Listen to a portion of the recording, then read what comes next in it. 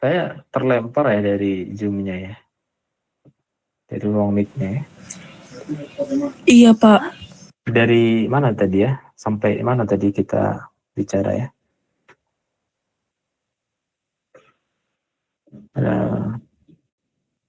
Saya tidak sadar soalnya. Belum nyambung. Gimana tadi itunya? Terakhir. Dari awal share screen. Oh iya. Ya, Saya maaf Pak, belum mulai dari awal Pak. oh sorry. Saya kira kenapa bisa tiba-tiba keluar ya? Oke. Sudah slide keempat tadi saya baru sadar kalau ini.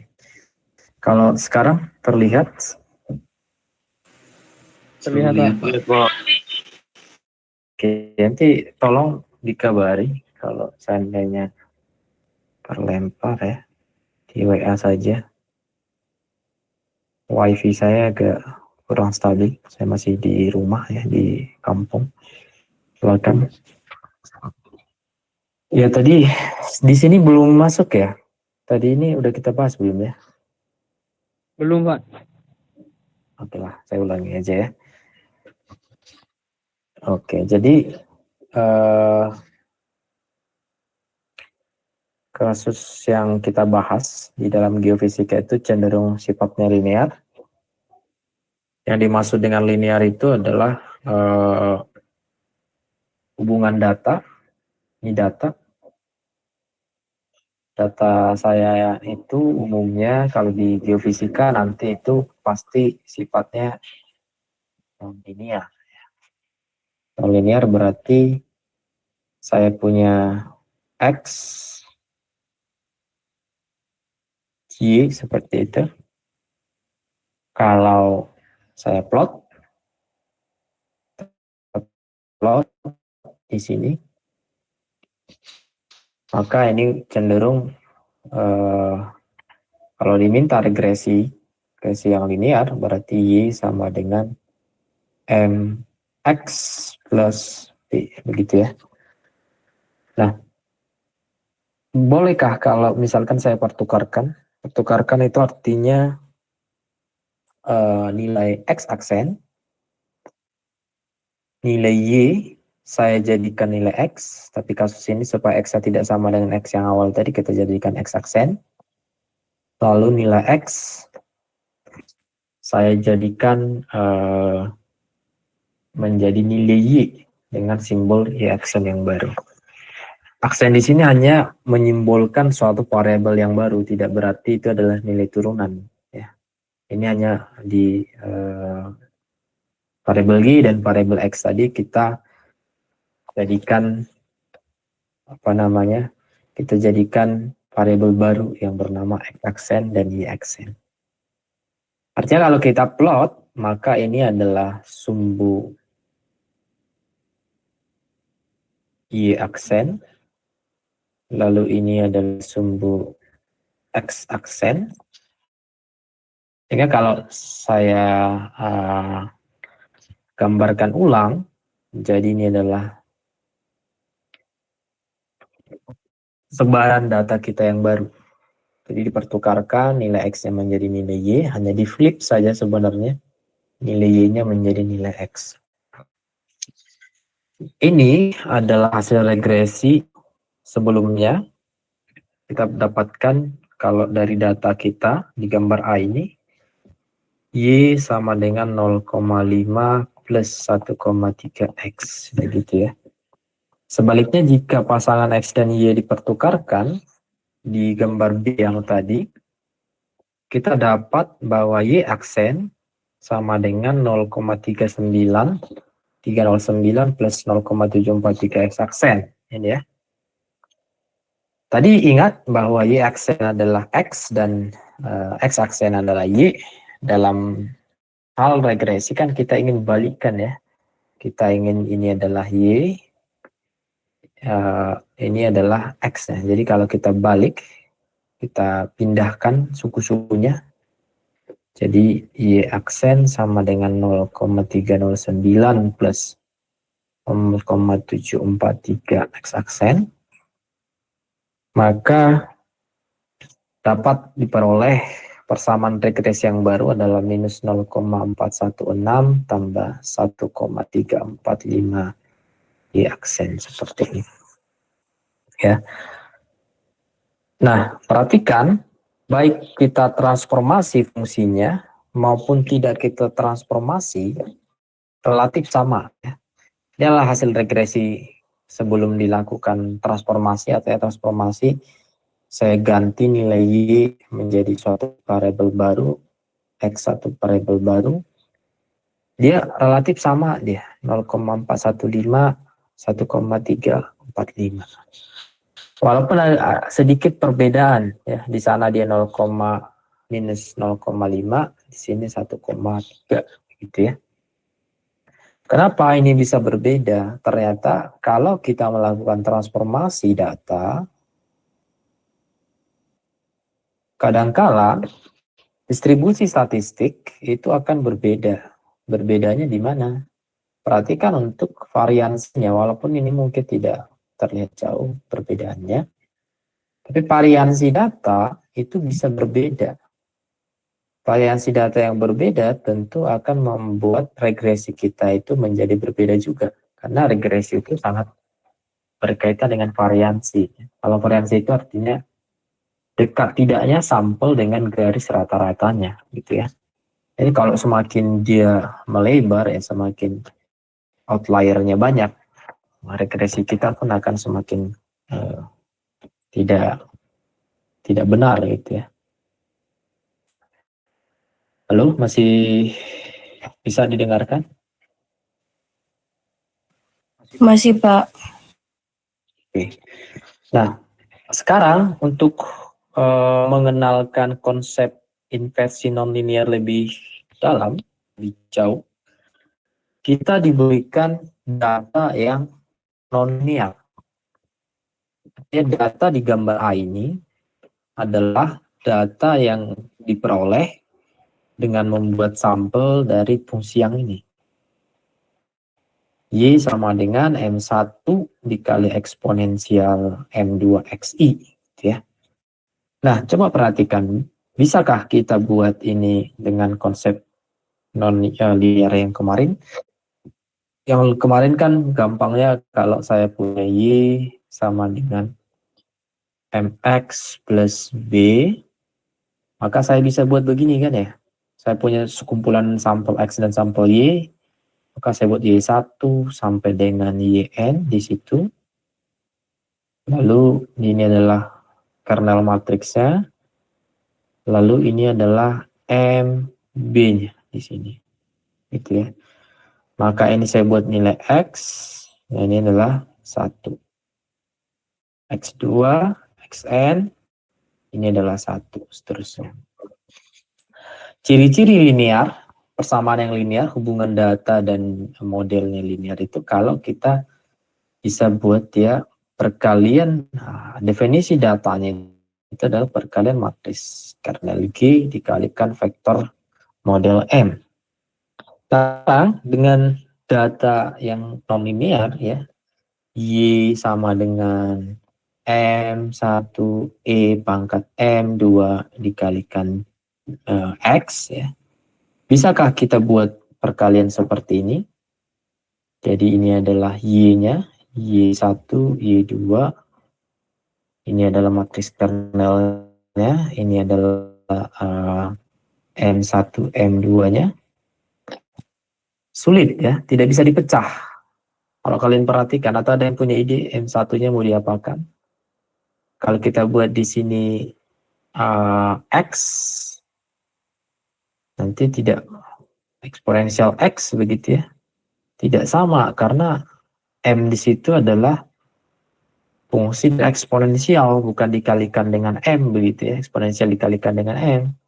Nah, tidak bisa dilakukan inversi atau regresi dengan menyelesaikannya dengan inversi linear. Harus dilakukan namanya transformasi variabel. Nah, transformasi variabel itu gimana caranya, Pak? Kalau saya punya Y sama dengan M1 dikalikan dengan E pangkat M2X, supaya hilang eksponensialnya tadi, tantangan kita membuat nonlinear tadi, di sini tidak bisa, maka saya kalikan log untuk meluruhkan eksponensialnya dulu. Log Y sama dengan log dari M1 eksponensial M2X. Nah, lalu saya bisa sederhanakan. Ingat di logaritmik ya, di fungsi transenden namanya. Kalau saya punya log A dikalikan dengan B, itu hasilnya apa? Ada yang ingat nggak? Itu menjadi log titik-titik dikalikan apa? Atau ini bisa disederhanakan menjadi apa? Ada yang ingat? Di TPB atau di SMA lah setidaknya.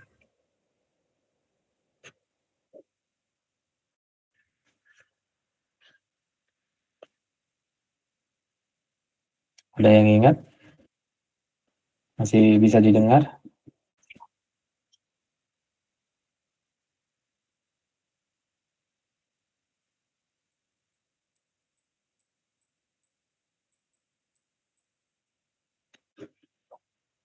Apa itu ya? Ada yang tahu?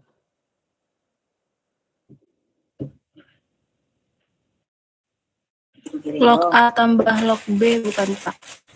Ya, benar ya. Jadi ini log A ditambah dengan log B. Oke. Bisa dilihat screen-nya ya, masih nyambung ya.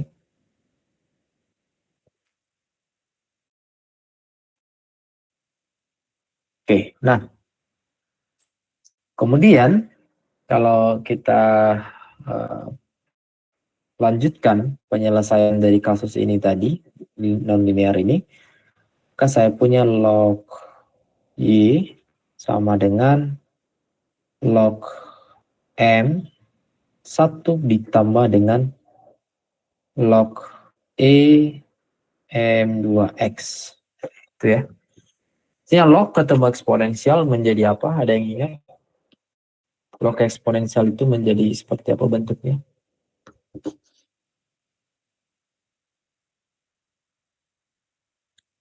Ada yang ingat? Log dari eksponensial M X M2X itu menjadi apa? Luruh ya. Jadi hilang dia. Jadinya adalah log Y sama dengan log M1 ditambah dengan M2X.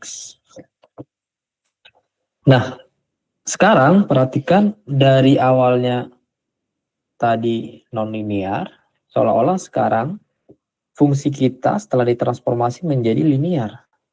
Ini kan menjadi linear sekali dia. Ya. Artinya dengan kasus yang baru ini saya bisa membuat dia menjadi matriks kernel dikali matriks model. Matriks datanya adalah log Y 1 sampai log YN, dan matriks kernelnya adalah 1X, 1X, dan di sini adalah log M1 dan M2. Nah, ini kan bisa kita selesaikan. Ini matriks data. Ini adalah matriks kernel G, vektor M. Kalau saya ingin menghasilkan model M, maka GTG inverse, ya, GTG inverse, GTD, ya, yang sudah kita sering bahas. Artinya fungsi itu bisa ditransformasi dari awalnya nonlinear jadi linear, seperti kasus di sini. Nah, di sini kita regresi dia, regresi. Sekarang garis regresinya dari awalnya nilai eksponensial seperti ini, eksponensial ya. dia akan menghasilkan garis regresi yang baru, garis regresi yang sifatnya nonlinear ya. Oke, ada pertanyaan sejauh ini, silakan.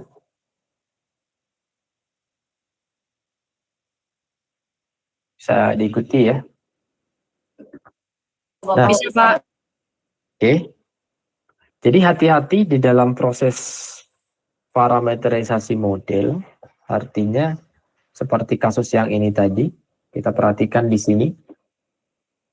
Saya ingin melakukan regresi yang awalnya sulit untuk dilakukan, tetapi saya bisa memodelkan dengan sederhana, dengan linear. Tetapi perlu kita hati-hati melakukannya karena distribusi statistik dari data itu menjadi beda. Misalkan yang ini tadi, kalau seandainya saya ingin menghitung regresi secara eksponensial tadi, maka variansi datanya itu bentuknya seperti ini, artinya tidak jauh dari garis regresinya, kan? Masih dekat ya.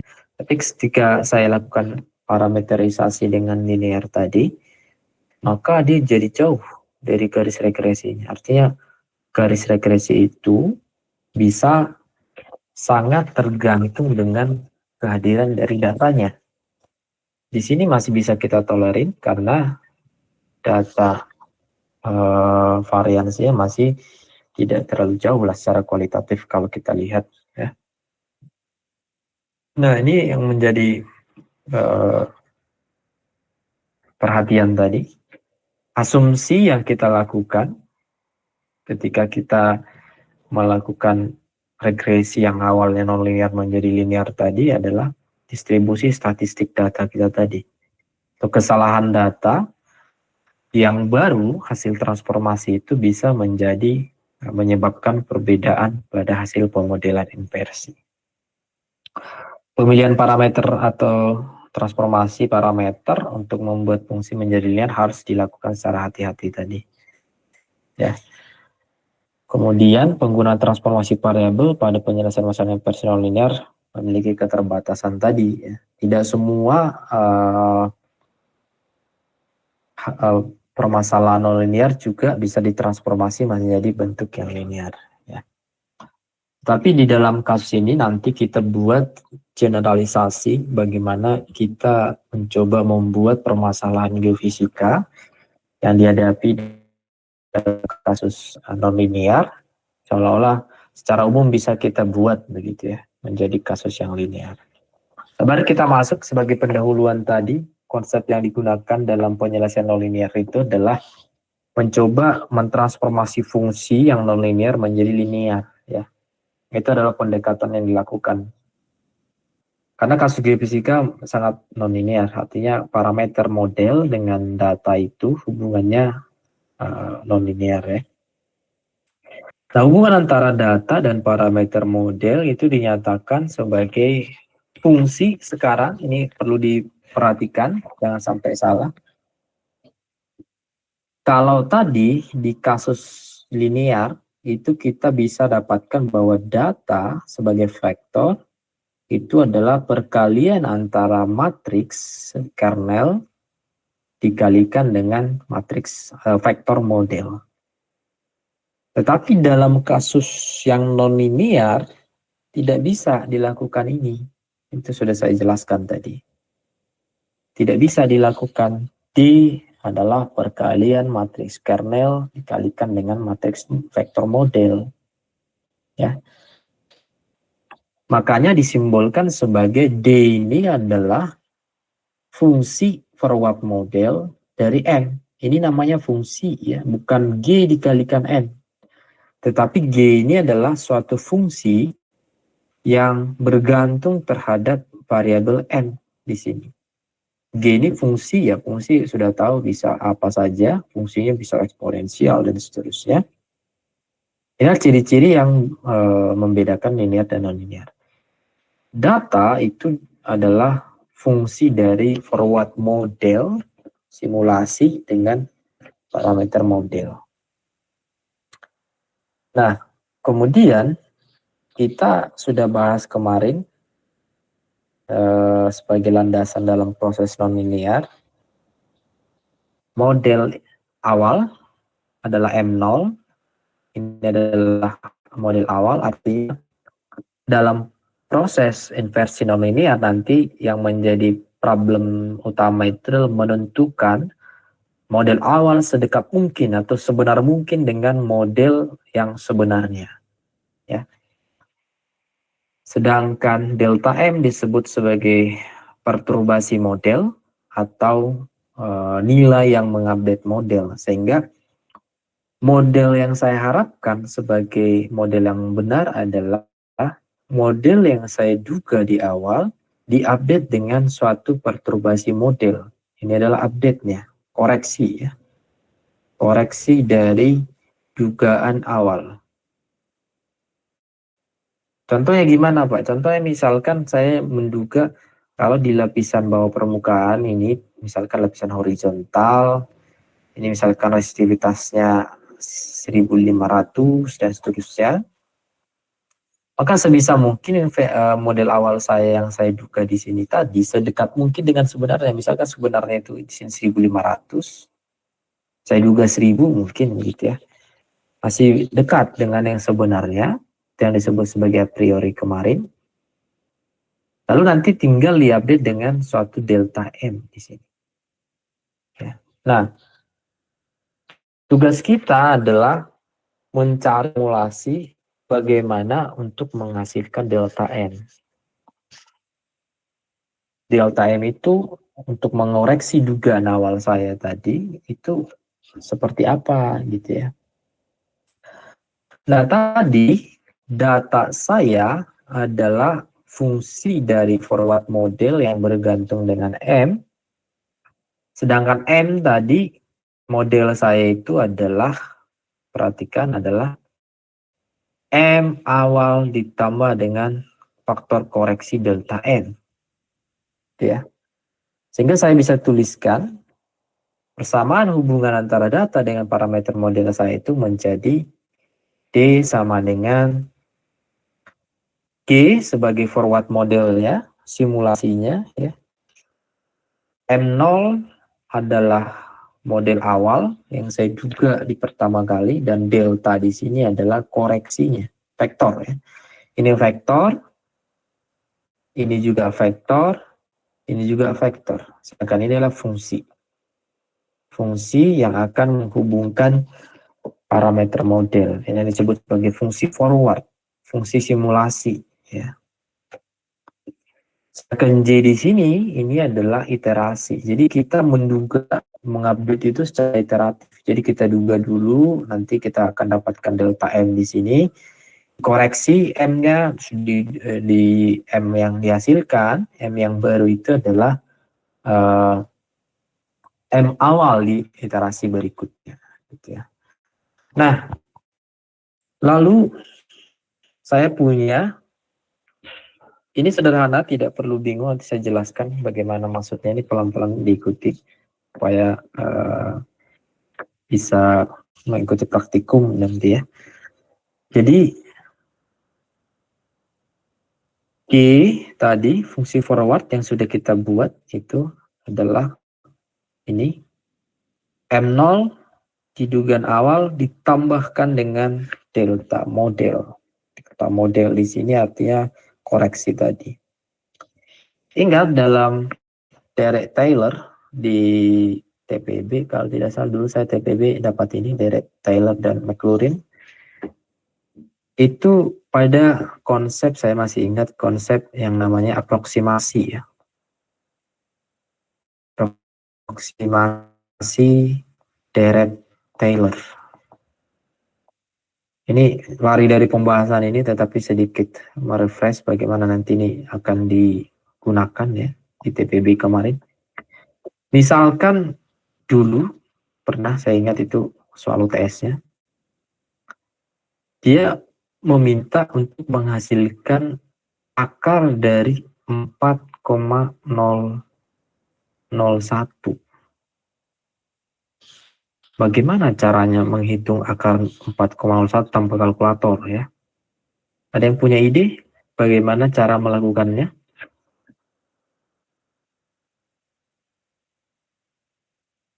Saya punya ide. Nanti ini akan ke sini pembahasannya, tapi saya mau review dulu konsep Derek Taylor.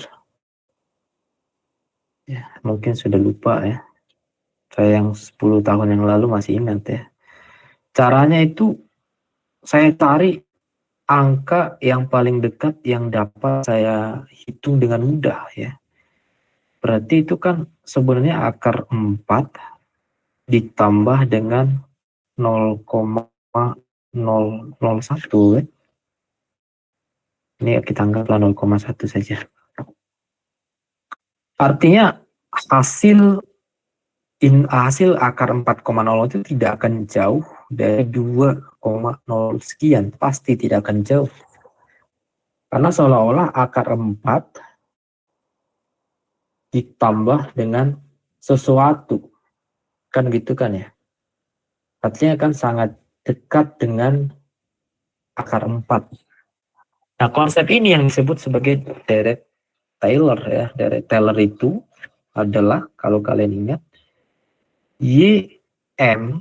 Yx sama dengan Yf, biasanya simbolnya Ya ditambah dengan F aksen atau Y aksen dari A ditambah dengan seterusnya gitu, saya lupa persis ya. Artinya yang bisa kita lihat di sini adalah seolah-olah kita bisa pisahkan sebesar 4,001 ini dengan 4 ditambah 0,01. 4 ini tadi yang disebut sebagai dugaan awal. Dugaan awal itu 4, karena tidak mungkin lari dari akar 4, maka itu yang disebut sebagai dugaan awal. Jadi kalau kita menduga tidak benar, misalkan itu mungkin akar 2 ditambah dengan 2,001, udah terlalu jauh. Maka hasil dari pemodelannya pun jauh. Nah, dalam Derek Taylor tadi itu sebenarnya ada sukunya banyak sekali, tidak terhingga sampai ke belakang nanti kalian ini. Tetapi dari Derek Taylor ini kita dapatkan bahwa GI sebagai fungsi M0 tambah delta M tadi, itu kalau dipecah menjadi sesuatu yang berderet seperti ini adalah GI M0 ditambah dengan delta GI turun dari fungsi terhadap model dikalikan dengan delta model. Sebenarnya ada seterusnya ya, sampai berpangkat banyak ya. Tetapi kita batasi, kita hanya menggunakan akurasi sampai deret pertama ya, sampai ke turunan pertama. Ini sih dicoret, disederhanakan, sehingga seolah-olah bahwa fungsi M0 ditambahkan dengan delta M itu sebenarnya sama dengan fungsi M0 sebagai dugaan awal tadi ditambahkan dengan suatu koreksi sebesar ini. Turunan forward model terhadap model dikalikan dengan delta M. Jadi seperti yang tadi, akar 4,001 itu pasti tidak jauh dari akar 4. Jadi fungsinya adalah X pangkat setengah ya. Ditambah dengan koreksi-koreksinya yang lain. Gitu ya. Jadi konsep Derek Taylor tadi, ekspansi Derek Taylor, kita gunakan itu. Jadi kita abaikan suku sisanya yang berpangkat banyak tadi. Maka saya dapatkan sekarang adalah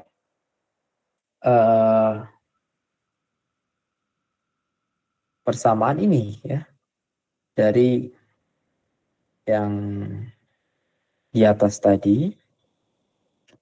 Data I sama dengan G. Kenapa ini berubah menjadi data? Karena tadi ingat bahwa data sama dengan fungsi M0 ditambahkan delta M ya. Jadi ini disebut sebagai data sebanyak ini.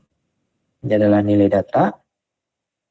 Lalu GM0 di sana masih disebut GM0 ditambah dengan turunan forward model terhadap dikalikan dengan delta model. Nah, turunan forward model ini itulah yang dikenal sebagai Jacobian. Jacobian matrix. Nanti Jacobian matrix kalau kita susun dalam bentuk matrix. Jadi turunan forward terhadap parameter model itu adalah Jacobian function, hasil Jacobi, fungsi Jacobi. Sehingga kalau saya sederhanakan, tadi kita punya data ke I sama dengan fungsi forward model M0, dugaan awal. Sekarang DGM itu tadi adalah Jacobi, sehingga Jacobi dikalikan dengan, nah inilah koreksi model awal kita, atau delta M lah saya sebut sebenarnya, delta M di sini. Ya. Nah, karena yang ingin saya cari itu adalah si delta M ini akan mengoreksi vektor koreksi dari model awal yang sudah saya buat tadi.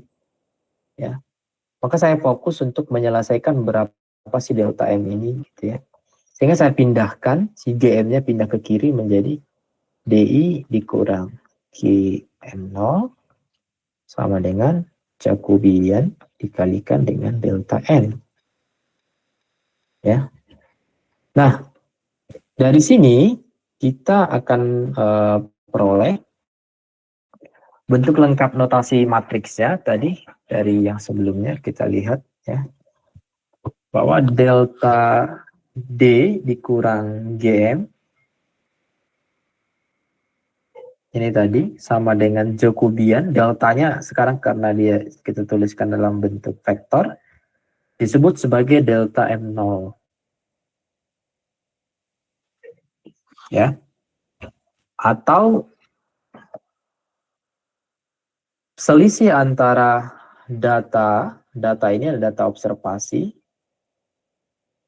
dan ini adalah data kalkulasi, maka itu disebut sebagai delta data dikalikan dengan Jacobian dikalikan dengan delta M di sini. Ya.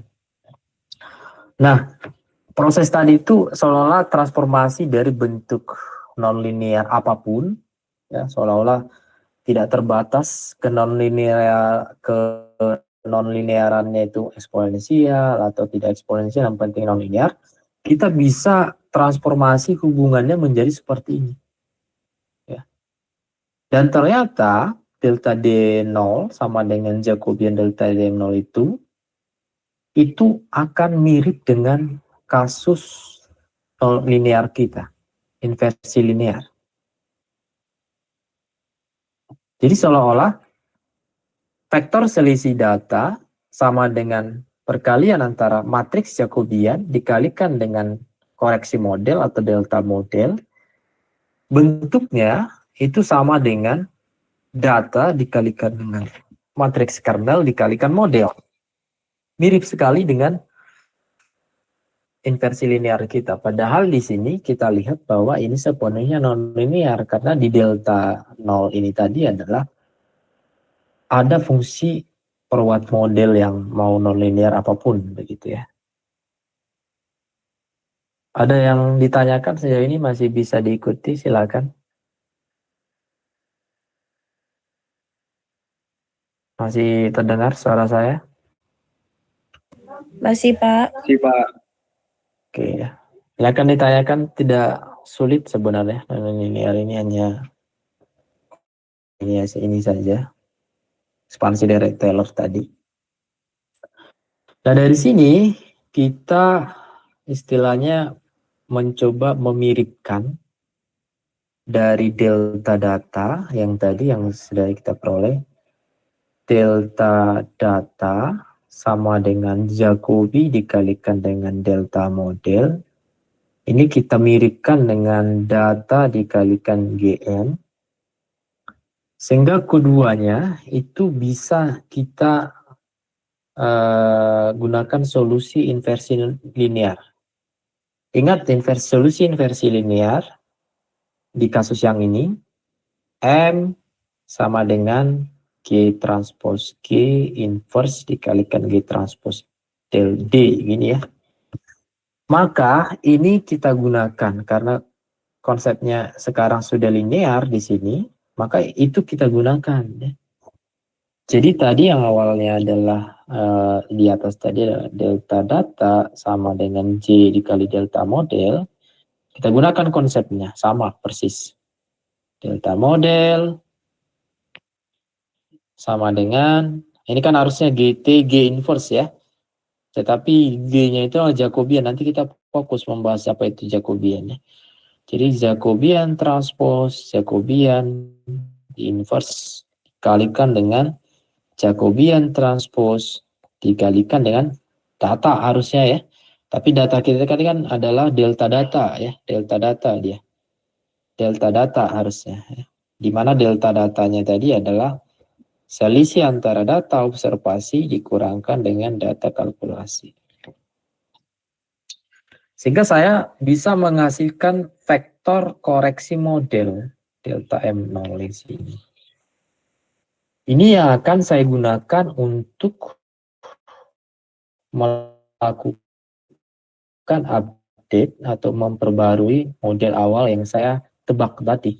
Jadi model awalnya, vektornya saya tambahkan dengan delta M0.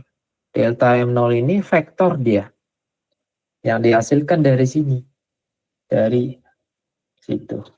Delta M0 sama dengan Jacobian transpose dikalikan dengan Jacobian inverse, Jacobian transpose dikalikan dengan vektor selisih data. Nah, di situ ya. Lalu ini akan dilakukan berulang, iteratif ya. Jadi kita tebak awal M0, lalu dilakukan perhitungan Jacobian transpose tadi sebagai turunan dari apa namanya?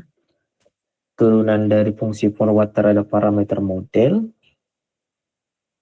Lalu delta ini adalah data yang diberikan. Ini dapat dihitung dari fungsi forwardnya.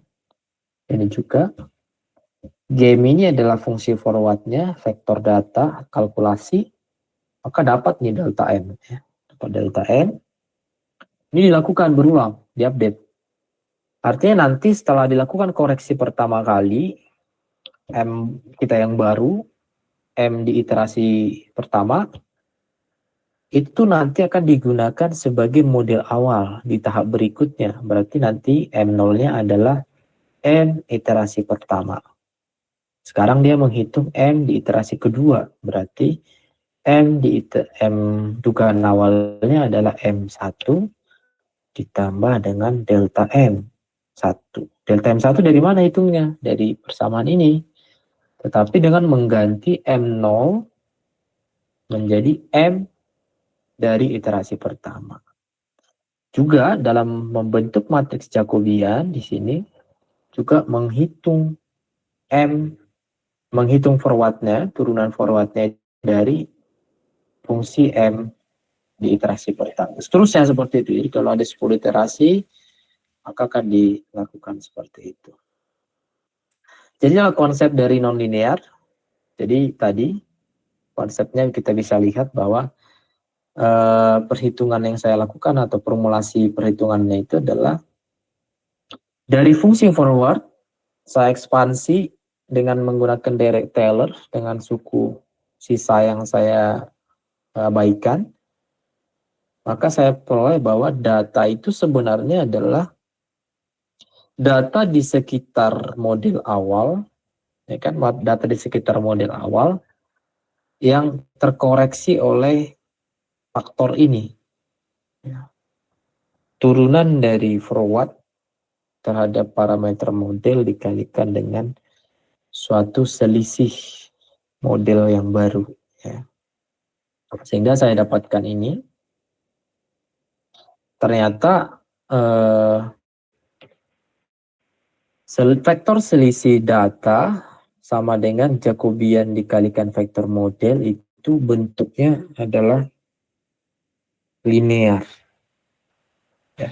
Generalisasi umum atau solusi umum untuk kasus non-linear itu setelah saya lakukan transformasi tadi, yang namanya transformasi sampai kita dapatkan delta data sama dengan Jacobian dikalikan dengan M0, bentuknya ternyata mirip dengan bentuk dari ini ya, bentuk dari vektor data dikalikan dengan matriks kernel M yang sudah kita bahas berulang-ulang di sebelumnya. Lalu saya dapatkan solusi inversi umumnya adalah delta M0 sama dengan J transpose dikalikan J inverse, J transpose dikalikan dengan. Dari mana ini Pak dapatnya? Ini kita buat hubungan selisih vektor data sama dengan J Jacobian dikalikan vektor model tadi, linear DGM, maka ini sebenarnya mirip ya. Kalau kita lihat M sama dengan G transpose G inverse G transpose D. Nah, ini mirip dengan itu. M adalah delta M, karena itu yang akan saya cari. Dan J-nya adalah, di sini G-nya adalah J. Sedangkan D ini adalah delta data yang adalah selisih antara D dikurang GM. Nah, itu ya. Silakan, ada yang ditanyakan? Masih bisa diikuti? Karena ada tugas di belakang.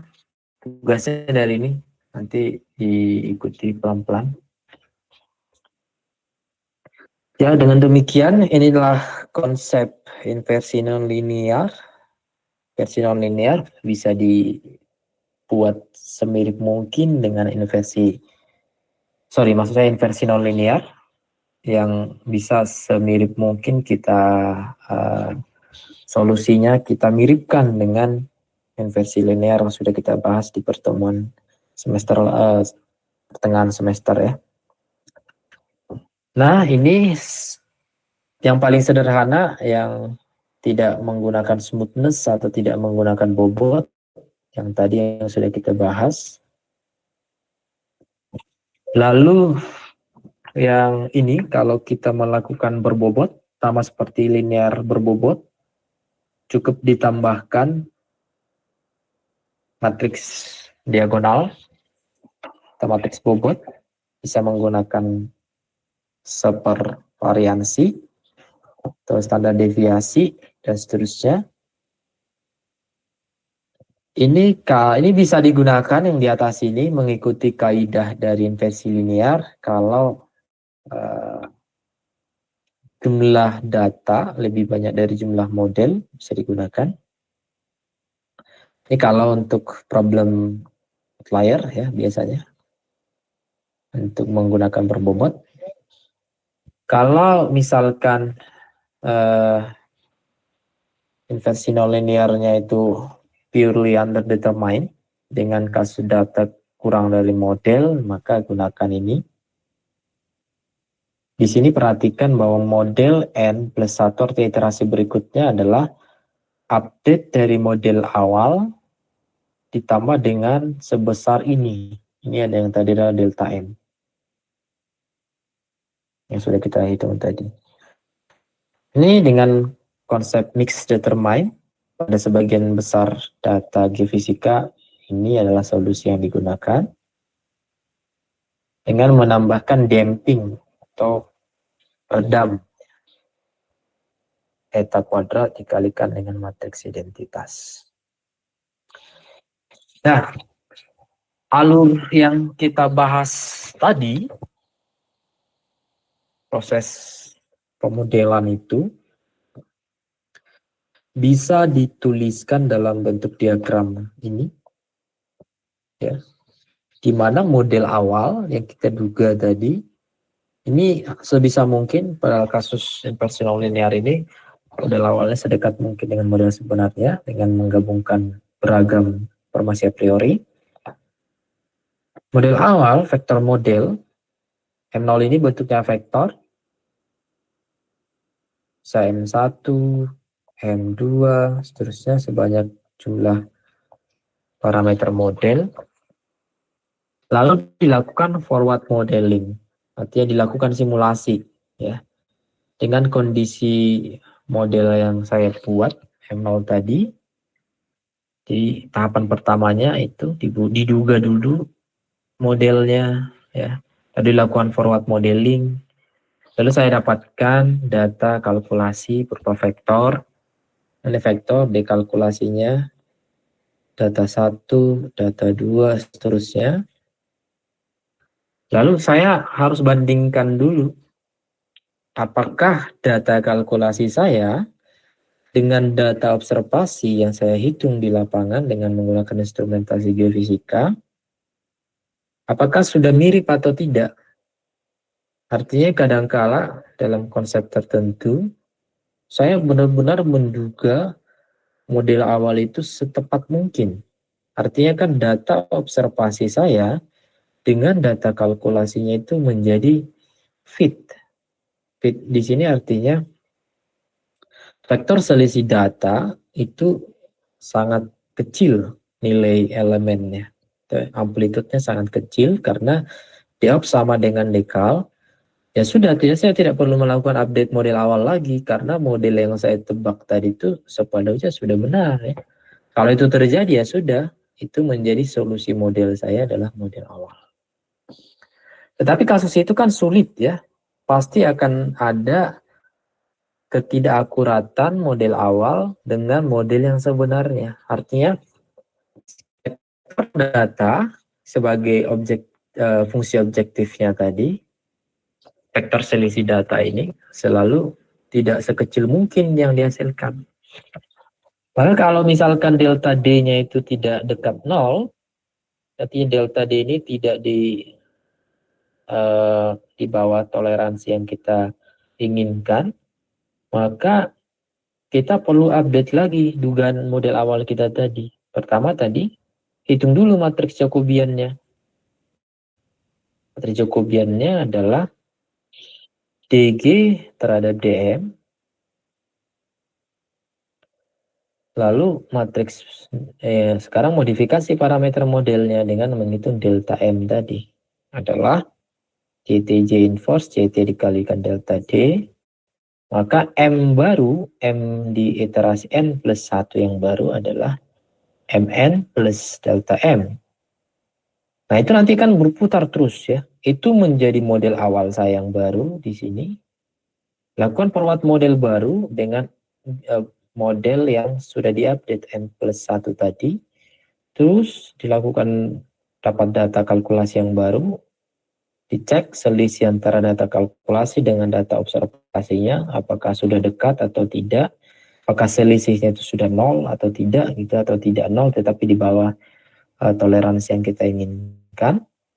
Itu menjadi solusi kalau tercapai, kalau tidak diulang terus, diputar terus ya, di looping ya, iterasinya seperti itu. Oke, ada yang ditanyakan sejauh ini? Silakan kalau ada yang ditanyakan.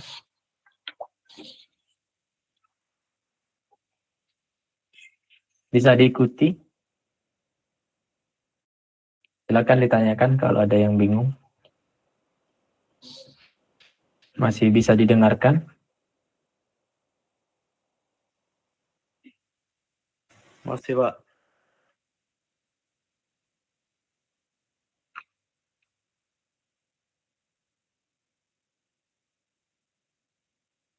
Oke ya.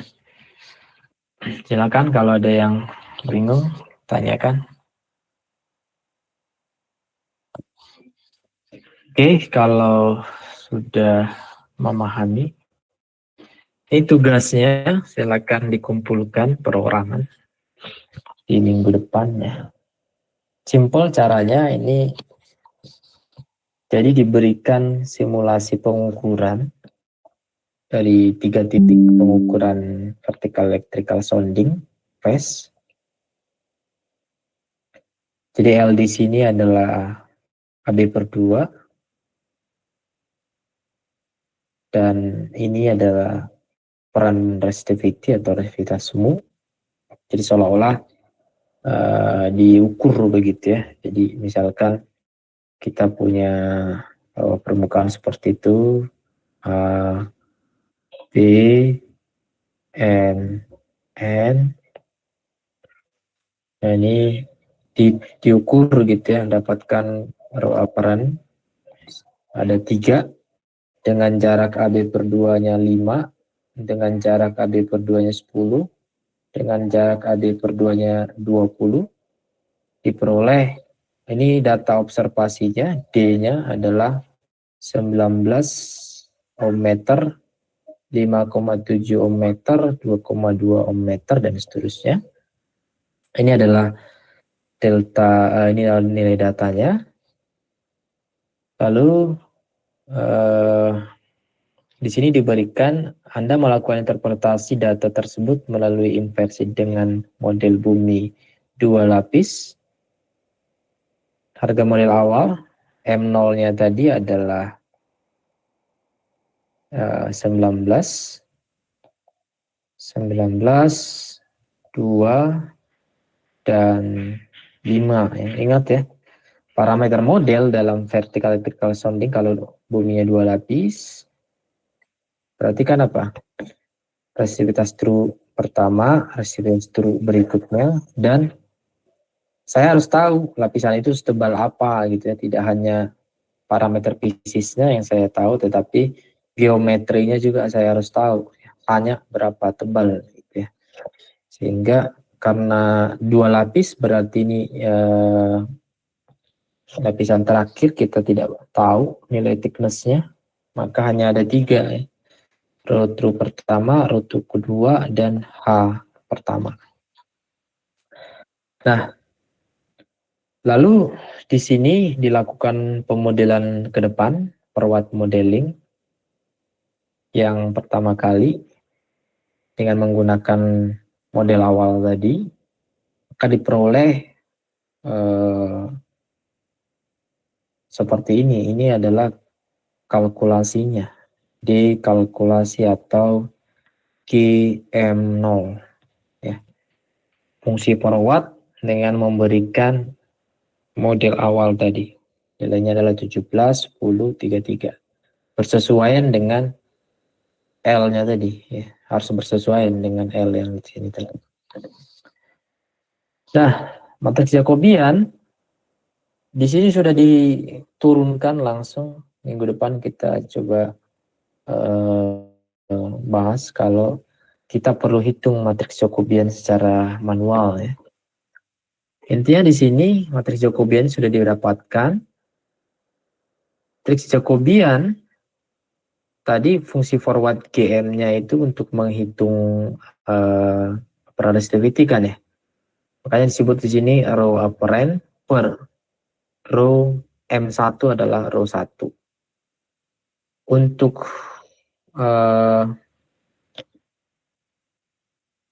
turunan untuk row 1 itu ini, artinya ini untuk data 1, ini untuk data 2, ini untuk data ketiga, dan turunan row operand untuk parameter model row 2, ini untuk data pertamanya, data keduanya, data ketiganya, dan seterusnya ya. Nah, ini untuk parameter model ke tiga atau thickness, itu untuk data 1, untuk data 2-nya 2,4, 1, dan seterusnya. Di sini sudah dengan rinci dijelaskan step by step-nya. Kalian hanya mengikuti saja. Ini vektor datanya disebut di sini Y. Boleh juga kalian menggunakan D tadi. Itu adalah 19, 5,7, 2,2. Vektor parameter modelnya tadi ini bisa menjadi M, row 1, row 2, dan C3. Fungsi modelnya tadi ini adalah GM, atau dalam kasus ini sebagai fungsi P, karena P-nya tadi adalah parameter model. Starting modelnya adalah P0. Starting modelnya tadi yang ini 19, 2, dan 5 ya. Vektor kesalahannya selisih antara data kalkulasi, data observasi Y dikurang data kalkulasi fungsi P. Nah, di sini matriks Jacobian sebagai matriks turunan fungsi per watt terhadap parameter model. Itu perhatikan, Jacobian itu selalu bentuknya matriks dan ukurannya itu adalah seperti ini. Ini adalah jumlah data, ke samping ke bawah sini adalah jumlah model. Ya.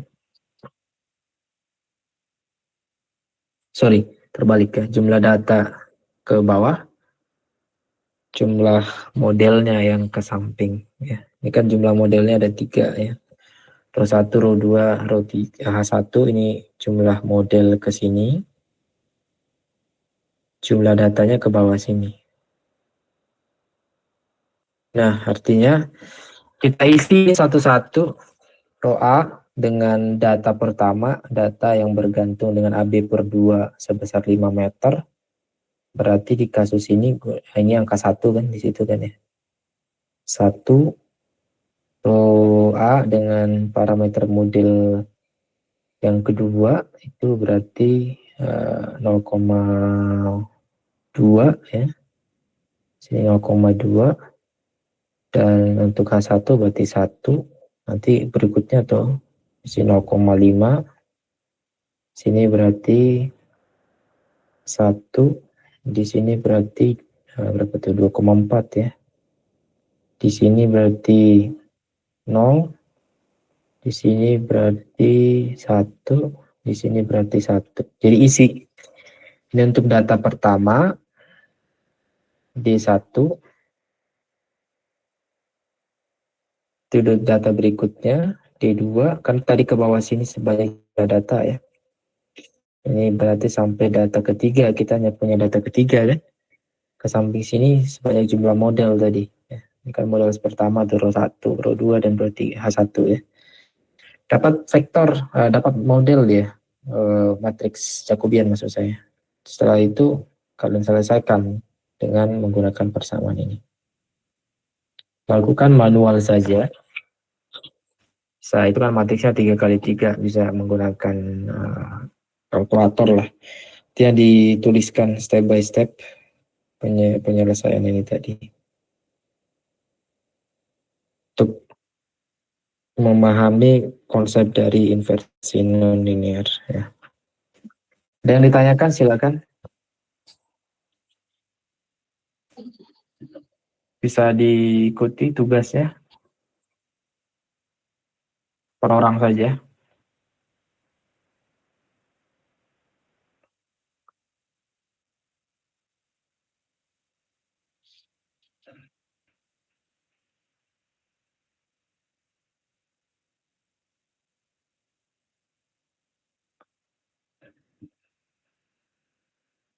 Gimana? Bisa diikuti sejauh ini? Silakan kalau ada yang bingung ditanyakan.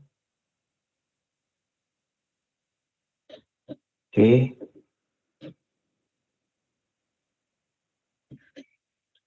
Kalau bisa diikuti, silakan dikerjakan. Untuk materi di minggu ini sampai di situ. Kita minggu depan pertemuannya offline ya di kelas ya. Saya mau absen dulu.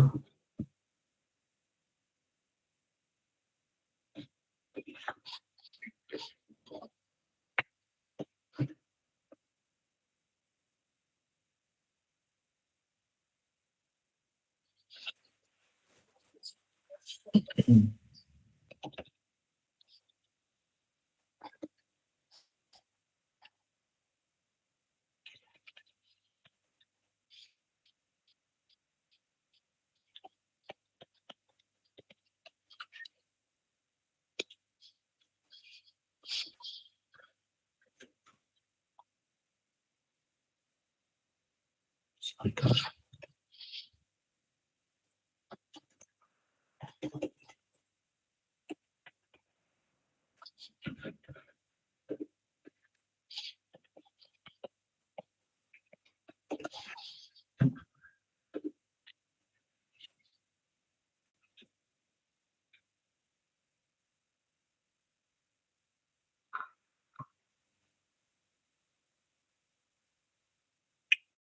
Ada Latif Julmi.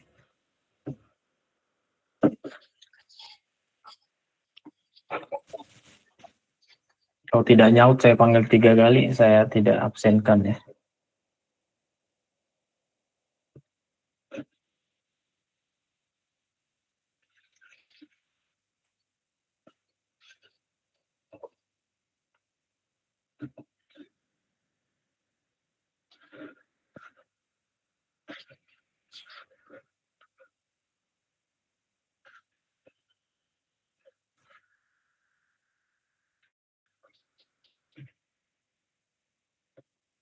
Ada Latif? Tidak ada.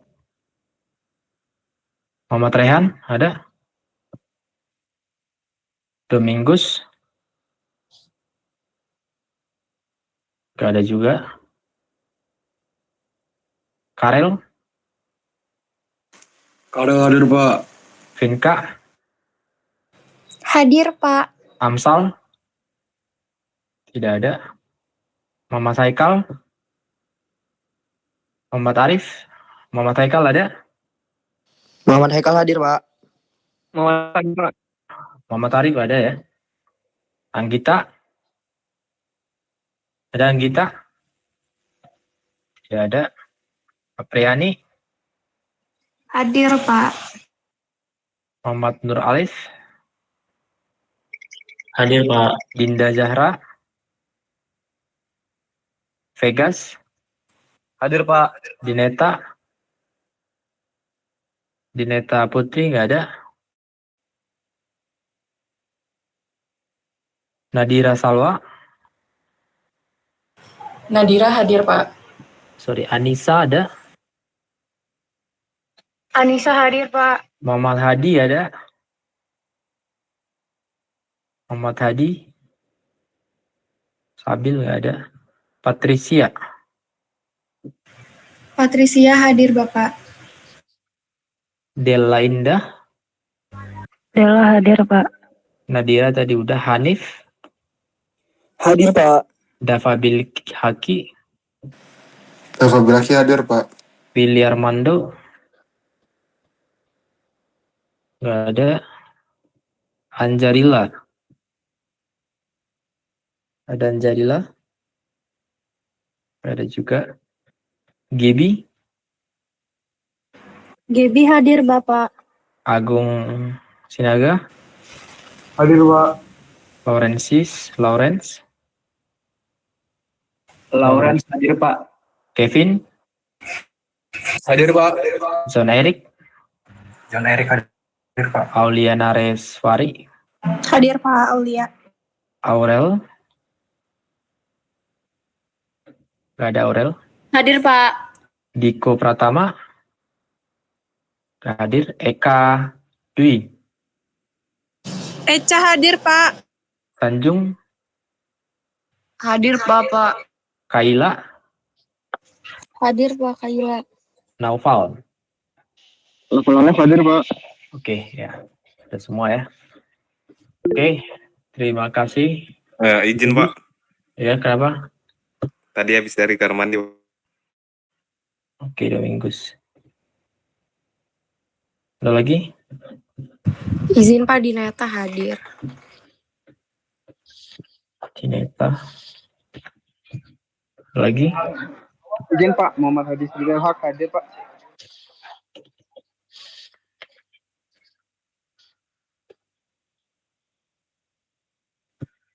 Oke, ada lagi?